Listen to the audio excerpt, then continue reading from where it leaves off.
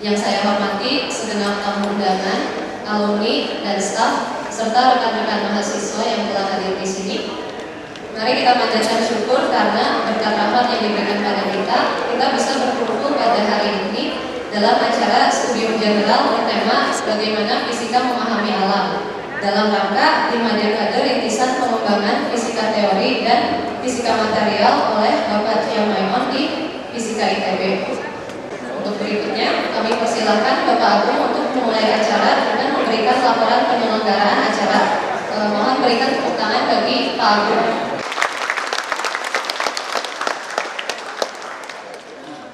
Para hadirin sekalian, selamat pagi. Yang kami hormati Dekan FIPA Profesor Umar Fauzi, para undangan, para mantan murid Pacia, para staf dosen Prodi Fisika, dan para mahasiswa sekalian. Puji dan syukur kami haturkan kepada Tuhan Yang Maha Kuasa atas berkat dan rahmat-Nya kita bisa berkumpul kembali di tempat ini, dan teristimewa pada hari ini kita berkumpul bersama Pak Kiai. Tema acara hari ini adalah 5 dekade rintisan pengembangan fisika teori dan fisika material di fisika, di jurusan fisika ITB. Ini kami pilih sesuai dengan perjalanan yang dilewati oleh Pak Cia bersama mantan murid, bersama para murid, mengerjakan topik-topik dalam fisika partikel pada awalnya dan berlanjut ke fisika material. Sepanjang perjalanan itu, Pak Cia berusaha untuk menumbuhkan budaya riset dan berjuang agar karya-karya hasil penelitian itu dapat menembus publikasi internasional, yang berarti juga menempatkan posisi peneliti Indonesia, khususnya ITB, di mata internasional. Tidak hanya meneliti, Pak Cia juga senang mengajar. Sejak memasuki masa pensiun, kesempatan ini jarang beliau dapatkan. Sesekali Bu Inge lewat kuliah di pasca Prodi Fisika itu memberi kesempatan Pak Cia untuk juga mengisi kuliah. Sampai akhirnya ada buku bersama Pak Cia, itu tentang teori orbital, yang pada hari ini kita akan bagi-bagikan sebagai door prize.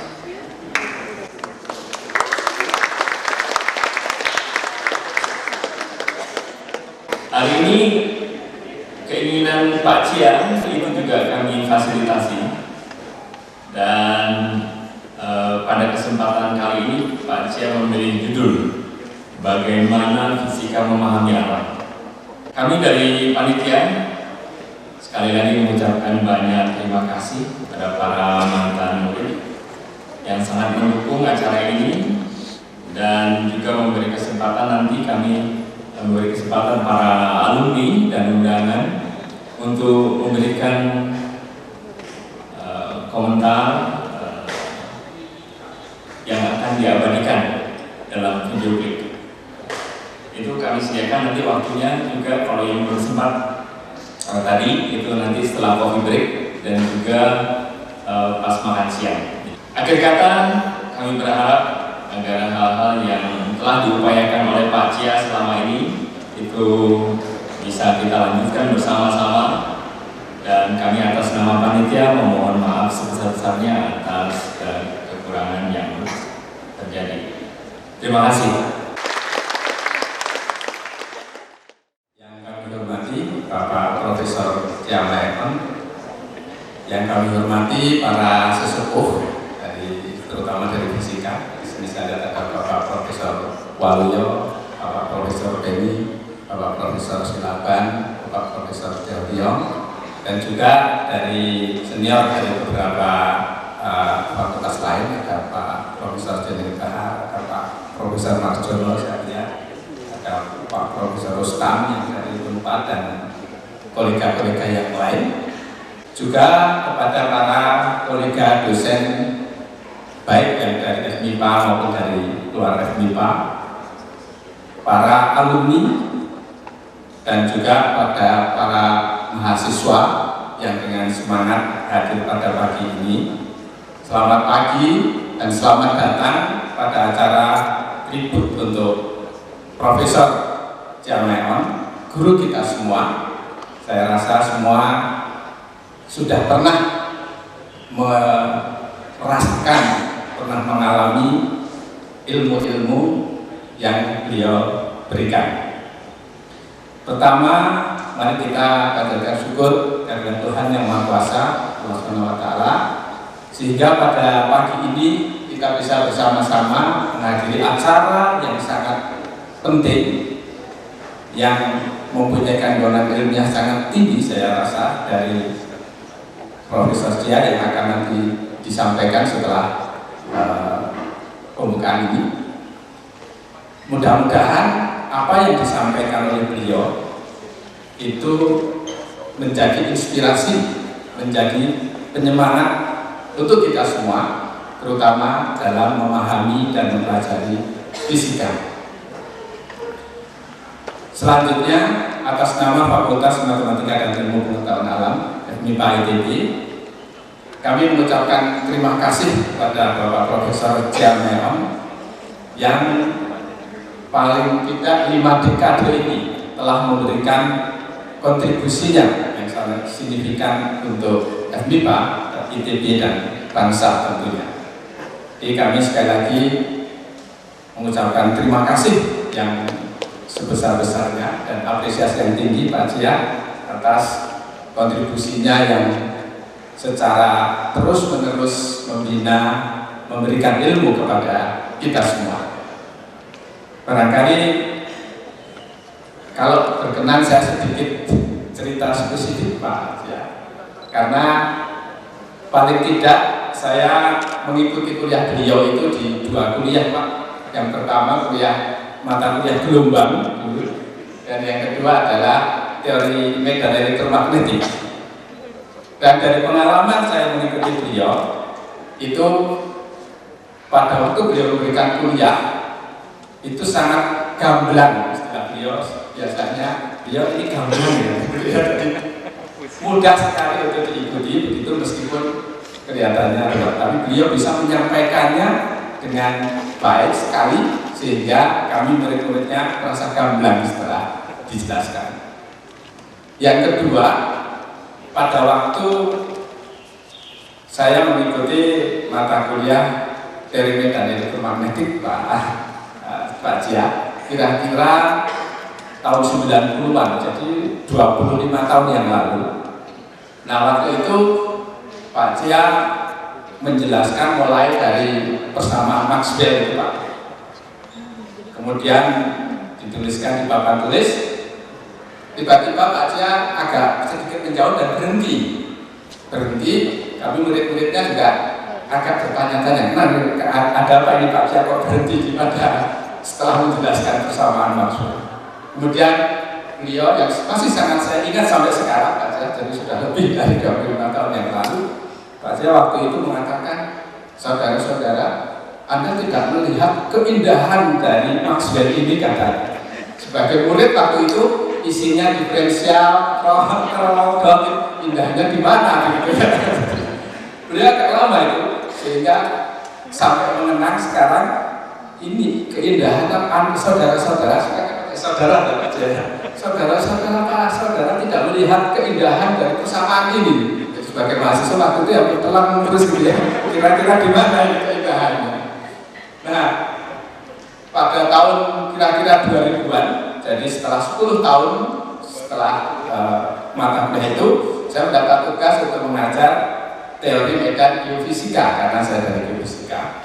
Nah, mulai belajar lagi begitu. belajar lagi, pelan-pelan, ingat-ingat dulu perkuliahan Pak Cia, lama-lama sedikit-sedikit merasakan keindahannya Pak. Terima kasih. Walaupun masih sedikit, mungkin ini yang dimaksud dengan keindahannya. Setelah diturun-turunkan simetri antara E dan H, persamaannya kok bisa sama ya? Aktivisisnya kok bisa sangat menarik? Mungkin itu barangkali. Jadi sampai sekarang saya masih ingat sekali pertanyaan dari Pak Cia dulu itu, apakah saudara tidak melihat keindahan ini?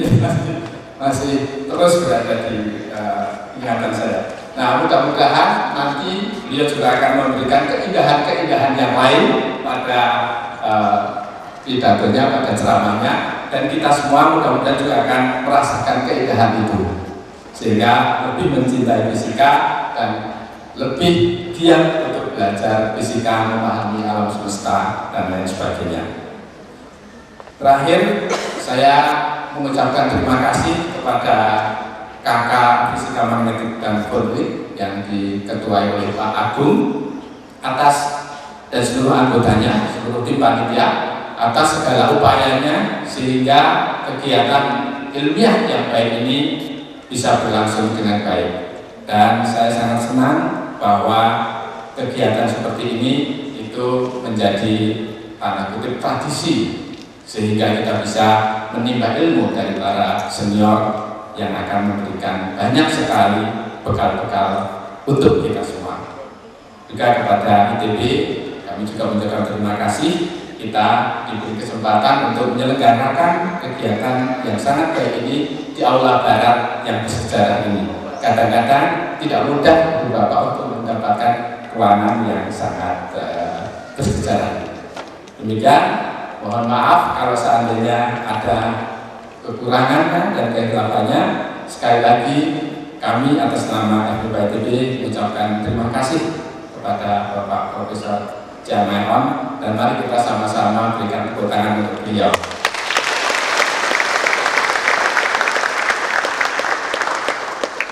Terima kasih, selamat menikmati ceramah dari Bapak Profesor Jamaeon. Terima kasih. Terima kasih. Sebelum kita mulai acara ini, mungkin ada sedikit tentang kuliah Pak Cia. Jadi mungkin waktu kita mahasiswa kita mengikuti, tapi setelah kita menjadi kolega beliau juga menjadi dosen, itu sejauh ini ada hal yang menarik yang saya juga rasakan. Jadi Pak Cia ini kalau memberikan satu tema itu memang banyak membaca literatur, tapi beliau mencoba mengemas dengan bahasa beliau sendiri. Nah, kadang-kadang kemasan ini sangat bergantung sekali dengan audiens. Jadi mereka pilih, Pak Cia pilih sesuai dengan yang kira-kira bisa dipahami.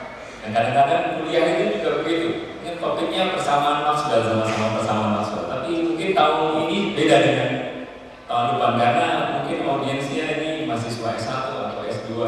Jadi sangat bergantung sekali pada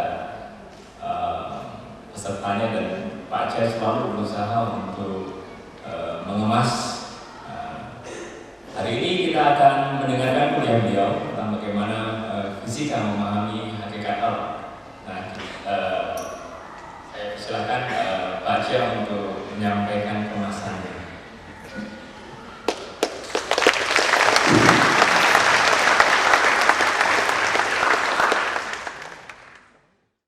Terima kasih sebelumnya baik kepada panitia yang telah mengusahakan suatu forum yang sebesar ini, sama sekali di luar dugaan saya, yang mengejutkan saya juga, karena saya baru tahu kira-kira 3 hari 4 hari yang lalu. Semula saya kira ini hanya pertemuan kecil di fisika saja dengan yang mahasiswa-mahasiswa. Jadi relax, bahkan saya hanya merencanakan presentasi dengan cara freehand. Tapi ternyata setelah saya tahu di forum besar ini, dalam waktu 3-4 hari itu saya terpaksa harus kerja ngoyo untuk mencoba mempersiapkan transparansi. Jadi nanti kalau keseliru-keseliru ya jangan-jangan karena untuk orang yang sudah usul seperti saya, ya Terima kasih pada Pak Umar juga yang sudah banyak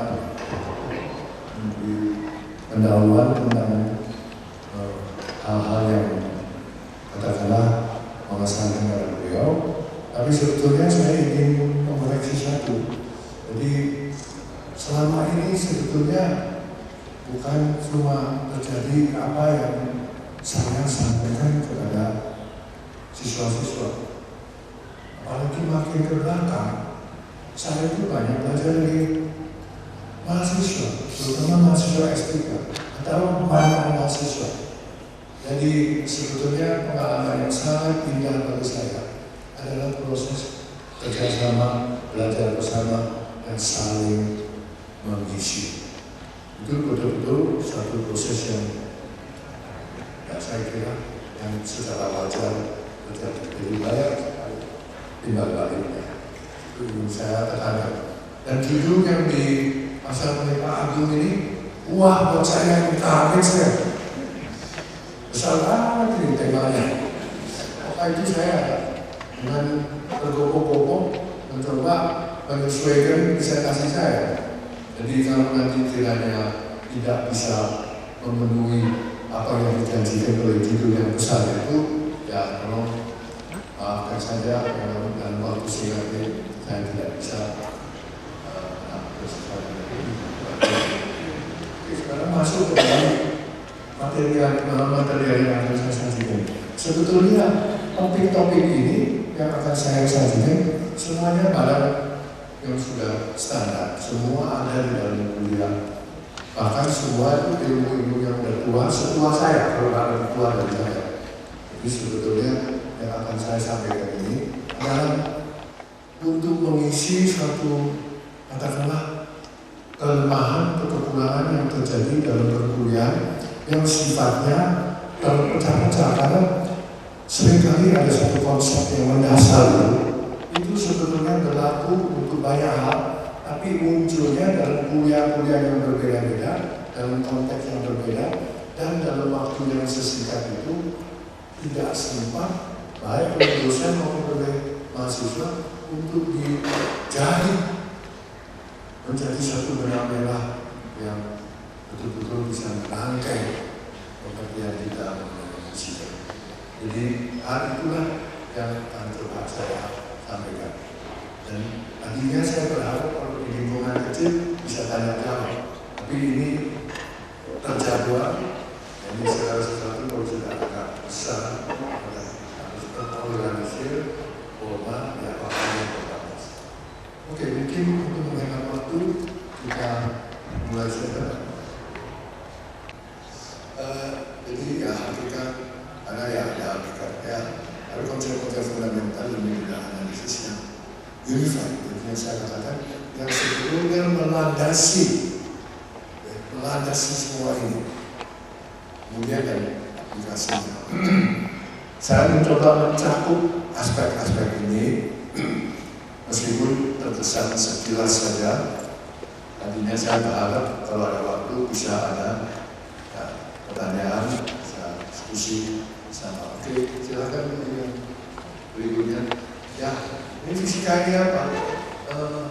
Asalnya ada sebelumnya itu yang menjelaskan fisika apa? Ada halaman sebelumnya.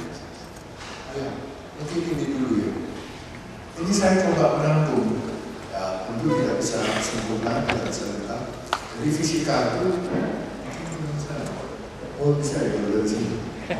Fisika itu lahir memang berdasarkan hasil pengamatan gejala alam yang bersifat universal. Nah ini yang membedakan fisika dari ilmu-ilmu pengetahuan lain, kecuali matematik. Jadi gejala-gejala yang diamati di bidang misalnya kimia, apalagi biologi, itu biasanya tidak bersifat universal. Universal misalnya gejala gravitasi itu ya, mau dimanapun juga sepanjang masa sama aja. Banyak lagi lah contoh. Jadi fisika itu berkaitan dengan gejala universal. Kemudian juga berkembang dengan dari hasil eksplorasi eksperimen. Tentu yang diikuti dengan rumusan korelasi matematik, ini matematik muncul, kemudian ada Pak Wi, Pak Hendra, hasil tersebut berbentuk hukum-hukum alam dan generalisasinya ke dalam bentuk model dan teori dasar. Dan dalam perkembangannya itu antara teori dan eksperimen itu selalu akan terjadi interaksi guna balik. Itu kira-kira aplikasi fisika itu begini. Tapi ini sebetulnya juga kecuali universal, itu berlaku untuk hampir semua bidang ilmu pengetahuan. Jadi berlaku secara umum. Lalu silakan ada enggak sebelum ini kan juga ada sedikit saya beri ya, jadi saya tambahkan ini karena yang tadi itu terlalu panjang jawabannya. Pokoknya penting ini sains itu empirical management. There's a lot of over the continuing and cyclic interpretation and theorization. Nah, ini hakikat fisika itu begitu. Sepanjang sejarah terjadi hal seperti ini baru saya ringkaskan dalam kalimat. Kemudian di fisika itu Pak Benny tentu masih ingat Pak Waluyo, Pak Benny. Ini kan orang Belanda pernah nuliskan di papan yang di kamar itu. Di sini tulisnya meten is meten. Meten itu artinya mengukur itu eksperimen. Meten itu mengetahui. Jadi artinya pengetahuan itu datangnya dari pengukuran. Baik itu yang pengamatan astrofisika itu juga harus diukur. Ya, jadi akhirnya yang bisa dikumpulkan dan menjadi apa yang disebut organized body of knowledge. Nah ini hanya secara ringkas saya tunjukkan skop daripada fisika, gitu yang grafik ya. Jadi di sini kita bisa lihat fisika itu mempelajari alam dalam ruang lingkup yang seperti apa. Ini kasar saja, jangan dianggap ini sebagai sesuatu yang resmi. Jadi mulai dari fisika klasik, fisika itu kemudian berkembang kepada dunia kosmos bersamaan juga kepada dunia yang mikro. Jadi di sini ini fisika itu mempunyai katakanlah rumusan-rumusan teori dan juga pengamatan atau eksperimen yang menyangkut ketiga katakanlah ruang lingkup yang bisa dikatakan tadi oleh Agung tulisnya alam. Nah, alam kita ini ada alam yang celestial yang biasa yang kita lihat yang seperti itu, kemudian yang di atas. Secara silakan. Saya ini takut waktunya kelebihan, jadi biasanya saya kalau tadi saya harus hati-hati. Dan kalau saya diberitahu waktunya kelebihan. Dan nah, pertama untuk bisa terjadi interaksi antara eksperimen dan teori itu mau tidak mau. Kalau hasil eksperimen yang tadi saya sebut meter pengukuran ya otomatis kuantitatif. Tapi kalau teori itu kalau mau verifikasi kalau tidak bisa diturunkan dalam bentuk yang kuantitatif itu nggak bisa terjadi interaksi. Nggak nyambung, panjang gelombangnya itu tidak sama. Jadi mau tidak mau harus ada cara di mana ide atau konsep tertentu bisa diturunkan menjadi sesuatu yang serius. Jadi salah satu yang paling penting ialah kita perlu ada satu sistem acuan. Sistem acuan itu dalam istilah yang saya tekankan dalam drama ini adalah ruang representasi dan sistem basis. Ini memang kedengarannya agak abstrak, tapi sebetulnya tidak. Sebentar lagi kita akan tahu. Jadi saya katakan ini harus supaya bisa terjadi interaksi harus ada sistem acuan. Dan sistem acuan itu sebenarnya dua. Satu itu ya satuan. Selalu harus ada satuan yang berlaku secara umum. Kalau kita hanya menyebutkan angka 100 apa? 100 cm, 1 ini, massa dan sebagainya, semua harus ada satuannya. Itu punya cerita panjang, tidak akan saya sampaikan hari ini. Yang lebih penting saya ingin menekankan dalam sistem acuan ini, itu adalah apa yang dikatakan ruang representasi. Tadi saya sengaja menggunakan istilah yang agak abstrak ruang representasi yang sehari-hari dalam kuliah itu sebetulnya sudah dikenal oleh para mahasiswa dengan istilah koordinat, sistem koordinat. Jadi sistem koordinat ini terasa agak kembang gitu. Oh ya, sistem koordinat itu cuma gini-gini aja. Maka itu saya coba menekankan dalam satu lebih luas. Mungkin sistem representasi silakan dilihat. Yang berikutnya, saya memulai dari bahan SMA. Jadi sudah bisa lihat ini yang saya sajikan ini memang barang tua-tua seperti saya waktu juga di SMA. Misalnya saja satu faktor. Kalau faktor itu kita biasanya diperkenalkan di SMA mulai dengan gambaran.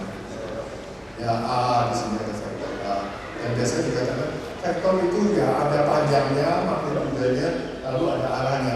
Kalau ini mungkin masih bisa diukur lah pakai penggaris itu. Arahnya gimana? Kita mau mengukur arahnya gimana? Ya lihat gambar. Usul arahnya gimana ini? Gak bisa dispesifikasikan gitu. Sulit gitu.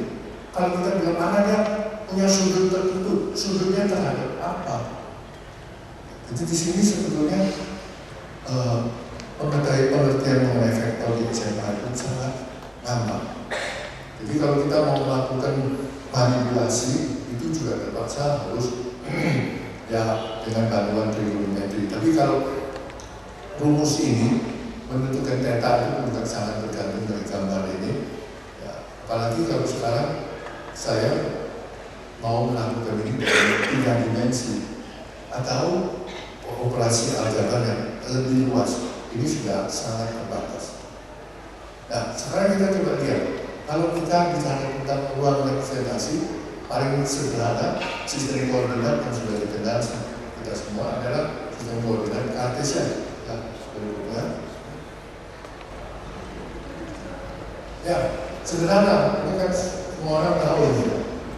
Nanti saya kalau secara langsung saya dalam 3 dimensi dengan mudah.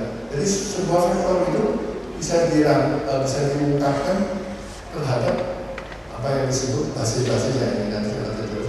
Jadi dia punya ini komponen dalam arah ini, komponen ini, lalu bentuk ini. Ini saya sengaja ambil semua istilah yang biasanya yang tidak pernah digabung. Ini bisa dikatakan superposisi linear. Nah, seringkali juga dalam notasi ini komponen-komponen. Dan kalau saya tuliskan sendiri ini namanya proyeksi. Jadi kita mengenal sesuatu itu seringkali ada baiknya kalau kita mengenal itu jangan hanya dari satu sudut. Dan dari sudut yang berbeda-beda itu juga bisa mengandung makna yang berbeda-beda. Jadi pengertian kita bisa lengkap. Sama saja kalau kita mau berkenalan dengan teman, apalagi dengan pacar. Sebaiknya jangan cuma ajak makan enak saja. Sekali kali dibawa ke warung, sekali kali dibawa ke taman. Kalau pacarnya bilang apa, mas saya di sini shopping saja gitu. Wah, setiap kali mana ingatkan shopping aja. Lebih baik ke mall. Hati-hatilah kalau menjadi pacar itu oleh calon istri. Karena siap-siap akan tergoda oleh kamu jadi pejabat, jadi koruptor. Jadi ini bisa dipakai, tapi ini semua bisa jadi penafsiran yang sangat menarik itu karena adanya apa yang disebut sifat ortogonalitas daripada basis-basis ini yang namanya basis itu. Ini sebetulnya tidak hanya ortogonal, tidak hanya normal, bahkan lengkap sifatnya. Nah, dalam kasus ini lengkap tidaknya itu gampang. Karena 3 dimensi tidak mungkin ada vektor lain yang bisa bebas linear dari ketiga ini. Kita bisa berubah